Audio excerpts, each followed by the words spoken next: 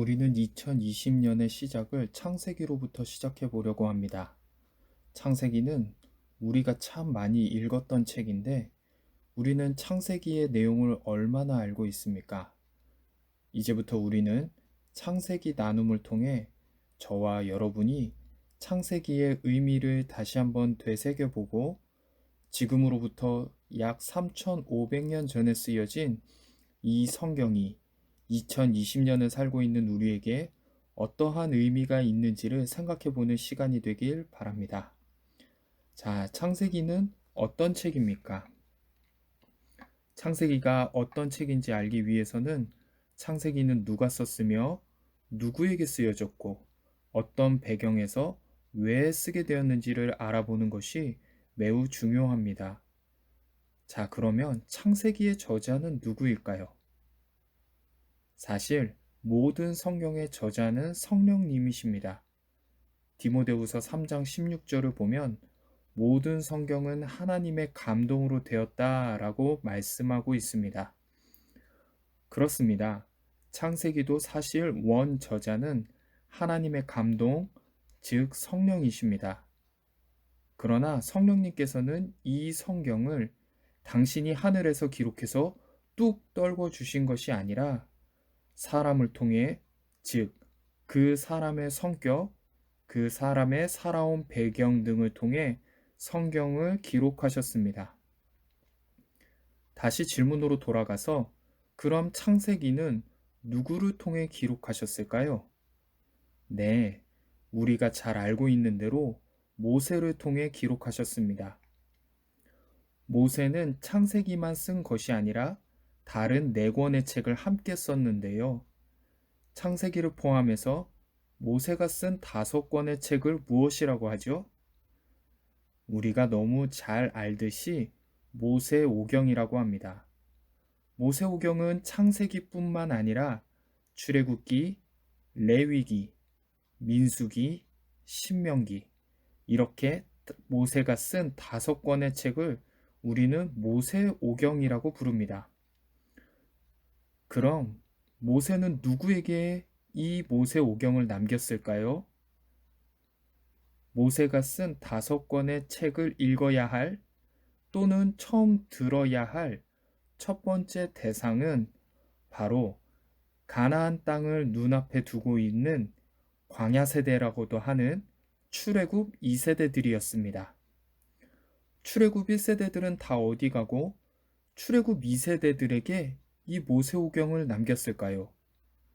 그것은 우리가 너무도 잘 알고 있듯이 출애굽 1세대는 모압 땅에서 있었던 정탐꾼 사건으로 모두 광야에서 죽게 됩니다.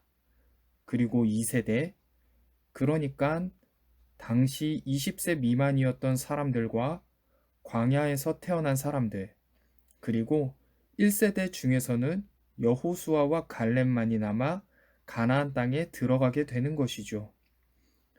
그럼 모세는 왜 모세오경을 남겼을까요?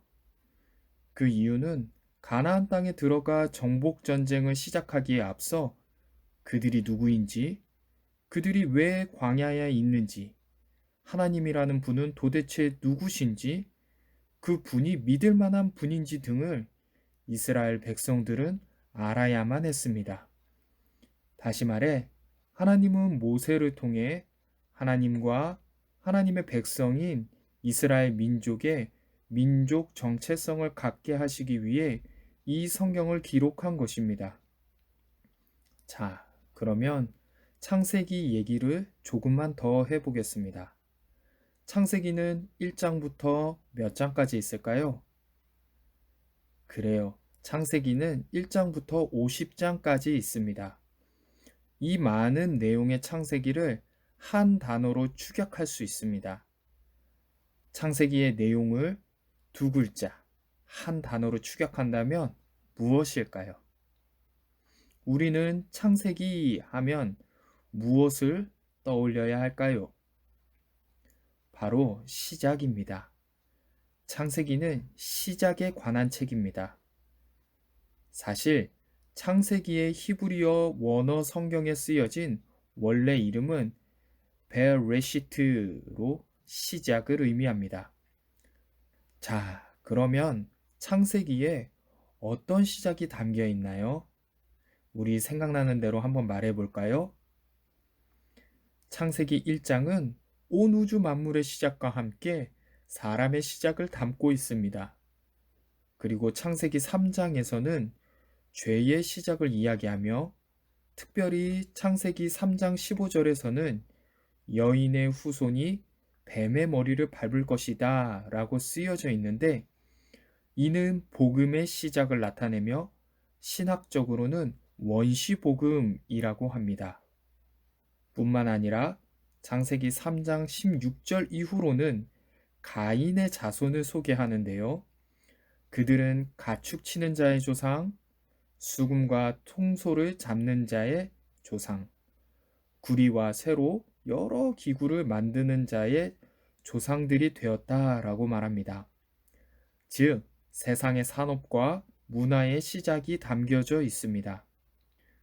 창세기 12장에서는 이스라엘 민족의 아버지인 아브라함의 이야기가 시작되며 이스라엘 민족의 시작을 알려주고 있습니다.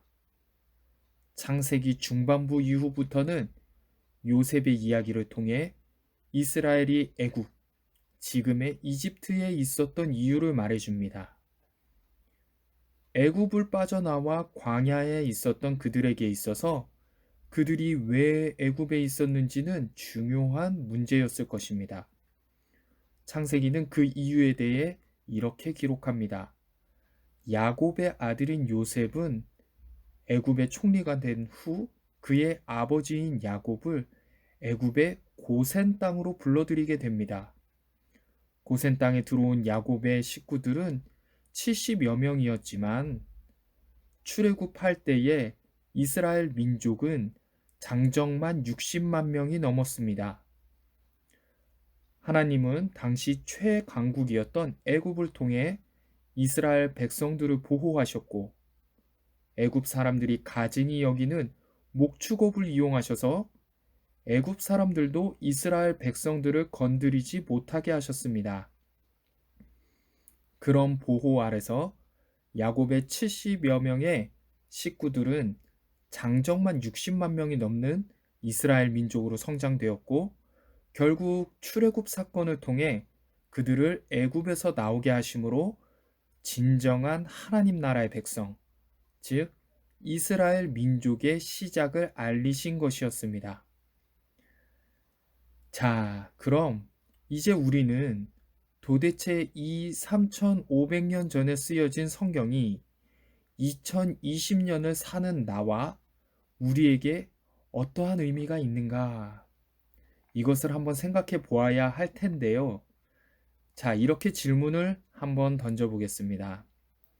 만일 내가 내 후손들에게 모세오경과 같은 책을 남긴다면 나는 하나님에 대해 어떻게 남기겠습니까? 너무 거창한가요? 그럼 결혼 후 내 자녀들에게 우리가 하나님을 왜 믿어야 하는지, 하나님은 어떤 분인지를 설명한다고 한다면 여러분들은 어떻게 설명해 주시겠습니까? 각자가 한번 생각해 봅시다.